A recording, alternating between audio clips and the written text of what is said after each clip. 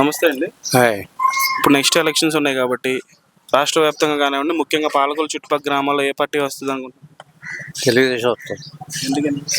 ఎందుకంటే ఆయన వీటిని బట్టి అండి, ఆయన చేసి పనులు బట్టి. ఎవరు? రామనాయుడు గారు ఎటువంటి అభివృద్ధి కార్యక్రమాలు చేపట్టారు ఇక్కడ? నేను చేశారండి సార్, రోడ్లు గిడ్లు అన్నీ కూడా బాగున్నాయి. అంటే గతంలో ఎప్పుడు ఇంత అభివృద్ధి చూడలేదా? మేము ఇప్పుడు ఎంత గతంలో చూడలేదు. ఇప్పుడు ఈసారి ఎంత మెజారిటీ వస్తుంది అనుకుంటున్నారు రామానాయుడు? 20,000 వద్దాం. రాజకీయంగా పాలకొల్లు చుట్టుపక్కల గ్రామాల్లో పోటీ లేదు. పోటీ ఎందుకు ఉండదండి? పోటీ కదా, పోటీ లేకుండా ఎలా ఉంటుంది? రామానాయుడు గారు గెలుస్తారని అంత కరెక్ట్గా ఎలా చెప్తున్నారు? కరెక్ట్గా గెలుస్తుంటే దాన్ని బట్టి, ఆయన చేసిన పనులు బట్టి. ఆ పనులు అవన్నీ కూడా ప్రజలకు గుర్తున్నాయి కాబట్టి ఉంటాయండి. గుర్తు లేకుండా ఎలా ఉంటాయి? ఉంచుకోవాలి కదా. ఇప్పుడు కరోనా కాలంలో ఏ ప్రభుత్వం మిమ్మల్ని ఆదుకుంది? రామనాయుడు గారు ఏం చేశారు? ఏం చేస్తాం, జనానికి తీసుకెళ్తాం వస్తాం ఇవన్నీ బాగుంది. ప్రభుత్వం లేకపోయినా బాగా చేశాడు. ఆయన ప్రభుత్వం ఆగిపోయినా బాగా చేశాడు. అట్లాంటి నాయకుడిని మీరు ఎప్పుడు చూడలేదు?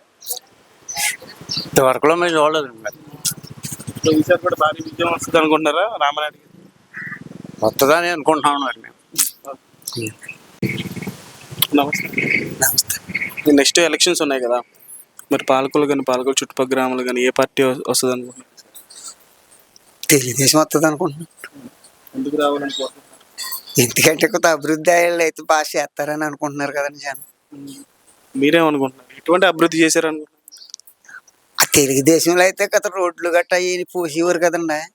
ఇప్పుడు వచ్చాక వాళ్ళు రోడ్లు గట్ట ఏమి ఎత్తలేదు కదండి. అసలు రోడ్లు కూడా ఎవరు వేశారు? ఇది వరకు తెలుగుదేశం ప్రభుత్వంలో అయితే వేసేవారు కదండి. ఇప్పుడు వీళ్ళు వచ్చాక ఏమి ఎత్తలేదు కదండి. సో ఇక్కడ రాజకీయ పరంగా పోటీ అలా ఉంటుంది అంటారు పాలకొల్లు చుట్టుపక్కల? రామనాయుడు గారికి బాగుంటది కదండి. పోటీ లేదా? పోటీ లేకుండా ఆయన పోటీ ఎవరు సరిపోరండి. ఎందుకంటారు? ఎందుకంటే ఆయన చేసి పనులు అలాగ ఉన్నాయండి. ఆయన ప్రజలకు బాగా దగ్గరగానే ఉంటారు. అంటే గతంలో మీరు ఎప్పుడు ఇటువంటి నాయకుడిని చూడలేదా ఇంత దగ్గరగా ఉండి ప్రజలకి? లేదండి, ఇది వరకే ఉన్నారు కానీ ఇంత ఇదిగా వచ్చేవారు ఎవరు చూడలేదు. బాగా చేస్తున్నారు. ఈసారి మరి ఎంత మెజారిటీ వస్తుంది అనుకుంటున్నారు? 50,000 పైన వస్తుంది అంటున్నారండి. ఈ బట్టి 50,000 ఖచ్చితంగా పైన వస్తుందండి ఆయనకి. ప్రస్తుత పరిపాలన గురించి ఏం చెప్తారు మరి? పరిపాలన అంటే మాకేం తెలుస్తుంది అండి. రేట్లు విపరీతంగానే ఉన్నాయి కదండి, బాగా విపరీతంగా పెరిగిపోయింది. ప్రతిదీ పెరిగిపోయిందండి. గత ప్రభుత్వంలో లేదు, ఇంత దారుణం లేదు కదండి.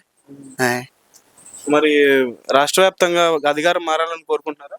మారాలని ప్రజలు అందరూ కోరుకుంటున్నారండి. మేము కోరుకునేది మొత్తం అందరూ కోరుకుంటున్నారు. ఇక్కడ లోకల్ గా మాత్రం రామానాయుడు గారు గెలుస్తారంట. రామనాయుడు తప్పనిసరిగా గెలుస్తాడండి. ఆయన పోటీ ఎవరో లేరండి. కన్నా ఎలా ఉన్నా కానీ ఆయన తప్పనిసరిగా వచ్చేస్తాడు. కరోనా టైంలో ఏ ప్రభుత్వం మిమ్మల్ని బాగా ఆదుకుందంటారు? కరోనా టైంలో అంటే మరి వాళ్ళు వీళ్ళు ఏముందండి, అందరూ వచ్చేవారండి. సో ఈసారి రామానాయుడు గారికి పోటీ ఉన్నా సార్ ఆయనే గెలుస్తారంట? ఆయనే గెలుస్తాడు. నమస్తే సార్. ఇప్పుడు నెక్స్ట్ ఎలక్షన్స్ ఉన్నాయి కాబట్టి రాష్ట్ర వ్యాప్తంగా కానివ్వండి, ముఖ్యంగా పాలకొల్లు చుట్టుపక్కల గ్రామాల్లో ఏ పార్టీ అత్యధిక భారీ విజయం సాధిస్తుంది అంటారు? పాలకొల్లు ఎప్పుడు తెలుగుదేశం అండి. ఎందుకంటారు? చేసి పనులు మంచిగా మొత్తండి. అది ఎమ్మెల్సీ ఈ మండలమే, ఎమ్మెల్యే కూడా ఈ మండలమే. రామానాయుడు అంటే రామానాయుడు గారు రాకముందు వచ్చిన తర్వాత పాలకొల్లు కానీ చుట్టుపక్కల గ్రామాలు కానీ ఎటువంటి అభివృద్ధి కార్యక్రమాలు మీరు గమనించారు? అంటే కొంచెం మంచిగా ఇక్కడ వార్తలుగా చేసిన వాళ్ళు అందరూ కూడా అంటే ఆ పార్టీని బట్టి అభివృద్ధి చేసిన వాళ్ళే. అది ఈయన ఏ రకమైనటువంటి అభివృద్ధి కార్యక్రమాలు చేపట్టారంటారు రామానాయుడు? ఎవరండి? టీడీపీ నుంచి రామానాయుడు. అంటే ఎప్పటికప్పుడే పార్టీ మారుతుంది కదండి. ఆ అధికారాన్ని బట్టి దాన్ని బట్టి ఇక్కడ పొజిషన్ బట్టి పనులు బట్టి చేస్తారండి అది. రాజకీయంగా పోటీ ఎలా ఉంటుంది సార్ ఇక్కడ? రాజకీయంగా అంటే ఇప్పుడు 5 పార్టీలు కలుస్తున్నాయి, సింగిల్గా ఉంది. అది ఎక్కువ మా అనుభవాన్ని బట్టి ఎస్సీలే దానికి ఇవన్నీ కూడా బీసీలు అందరూ కలిపే చేస్తారు దీనికి. ఇది వాళ్ళ ఒపీనియన్ ఎలా ఉందనేది మనం ఏం చెప్తాం లేదు. మీ ఒపీనియన్ చెప్పండి, ఈసారి ఎవరు గెలుస్తారంటారు? మేమైతే పాలకొల్లు మేమైతే అండి రామ్మోహన్తో సహా ఫుల్ కాంగ్రెస్ మేమందరం. తర్వాత తెలుగుదేశం వచ్చిన తర్వాత ఆయన అందులోకి వెళ్ళారు, అప్పుడు కూడా మా మెంబరే.